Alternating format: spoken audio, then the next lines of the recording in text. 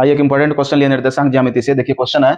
बिंदु P 6,8 की मूल बिंदु से दूरी है। तो मूल बिंदु होता कहाँ है, सबसे पहले इस बात को हम समझेंगे। देखिए यहाँ पर एक हॉरिजॉन्टल और एक जो है वर्टिकल लाइन जब हमारे पास होता है तो यहाँ पर 0 0 होता है, 0 0 होता है, यही हमारा क्या होता है, मूल बिंदु होता है। अब मूल बिंदु से दूरी, तो इसमें जो पहला मान होता है वो हमारा क्या होता है, भुज होता है, दूसरा मान कोटि। भुज मतलब एक्स का मान, इसका मतलब कि एक्स अक्ष पर कहीं ना कहीं यहाँ पर मान लीजिए कि 6 है, और वाई अक्ष पर कितना है, वो भी प्लस में, वो भी किस में है, तो प्लस में 8 है। मान लीजिए थोड़ा हम दूर पर ले लेते हैं, यहाँ पर 8 ले लेते हैं, तो 8, इससे हम आगे बढ़ते हैं और फिर इससे आगे बढ़ते हैं। तो यहाँ पर इसका मतलब 6,8 यहाँ पर है, तो हमको कहता मूल बिंदु से दूरी डायरेक्ट यहाँ पर, तो इसका मतलब ये हमारा कितना होगा।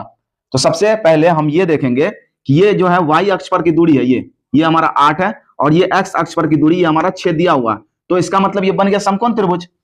ये समकोण त्रिभुज बन गया। तो मूल बिंदु से इसकी दूरी क्या होगी, तो मूल बिंदु से जब लंब दिया रहता है और आधार दिया रहता है तो हमको कर्ण निकालना, यही कर्ण ही मूल बिंदु से दूरी कहलाएगी। तो आप लोग समकोण त्रिभुज में पाइथागोरस प्रमेय का प्रयोग किए होंगे, और देखिए कर्ण निकालने का जो फॉर्मूला है, कर्ण कैसे निकलता है, तो रूट अंडर लंब का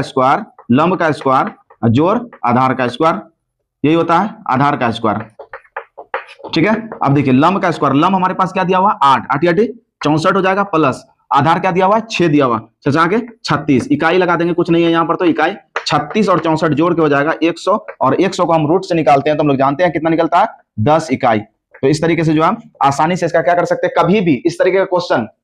अगर पूछ दिया कोई बिंदु देके मूल बिंदु से दूरी, तो आप इसे स्ट्रक्चर पर सेट करके आसानी से बना सकते हैं, या नहीं अगर ये थोड़ा सा हार्ड लग रहा है तो इससे भी सिंपल तरीका एक और है। कभी भी पूछेगा तो यहाँ पर एक को x मानना है, एक को y मानना है, पहला को x दूसरा को y, इसको रूट अंडर करना है x square plus Y square, और कुछ नहीं करना, बस ये फॉर्मूला हो जाएगा। तो यहाँ पर हो जाएगा x का मान कितना ले, 6, तो 6 का स्क्वायर 36 प्लस y का मान कितना है 8, तो 8 का स्क्वायर 64, इसको रूट अंडर कर देंगे, बराबर निकल जाएगा 36 64 कितना हो जाएगा 100, 100 का कितना होगा 10, तब भी हमारा क्या आ रहा है 10। तो ये बहुत ही सिंपल तरीका है, चाहे यहाँ कोई भी संख्या रहे, इससे मतलब हमको नहीं है, पहला का स्क्वायर दूसरा का स्क्वायर रूट के अंदर जोड़ देंगे, जो निकलेगा हमारा क्या होगा, वो आंसर हो जाएगा। तो इस तरीके से यहाँ पर 10 इकाई होगा, बिंदु इतना से मूल बिंदु की दूरी जो होगी वो कितना है, यहाँ पर हो जाएगा 10 इकाई।